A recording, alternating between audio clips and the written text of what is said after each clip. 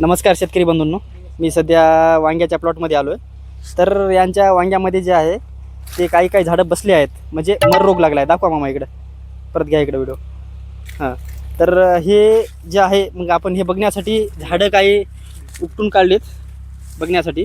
तर ह्याच्या मुळ्या एकदम चांगल्या आहेत, पण ह्याच्या बुडाला जो आहे म्हणजे खोडाला तर बुरशीजन्य रोगाचा प्रादुर्भाव झाला आहे. त्यामुळं काय झालं, इथं पूर्ण हे साल जी आहे ती कुजली. त्यामुळं जे जमिनीतले अन्नद्रव्य आहेत ते पूर्ण झाडाला मिळत नाही, ते कुजल्यामुळं खोडाची साल.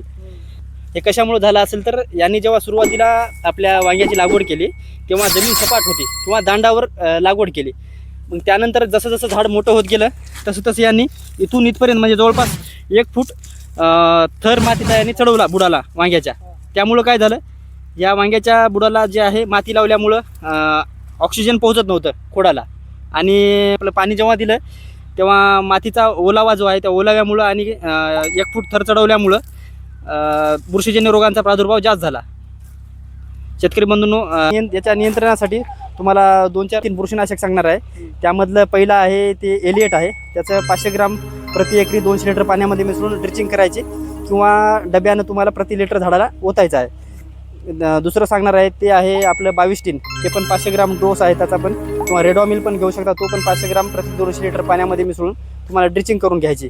किंवा तुम्ही आपलं ब्लू कॉपर पण घेऊ शकता, ते पण 500 ग्राम घ्यायचे, 200 लिटर पाण्यामध्ये मिसळून ड्रिचिंग करायचे. आणि तुम्ही ह्या बुरशीनाशकसोबत शेतकरी बंधूंनो तुम्हाला हे घ्यायचं आहे आपलं ह्युमिक ॲसिड प्रति किलो. त्यामुळं अजून मुळीची ग्रोथ होणार आहे आणि अन्नद्रव्य झाडाला आपटे व्हायला मदत होते. तर इकडं अजून यांच्या वांग्याच्या प्लॉटवर पांढरट कलर आला आहे, तो या थ्रिप्समुळं आला आहे.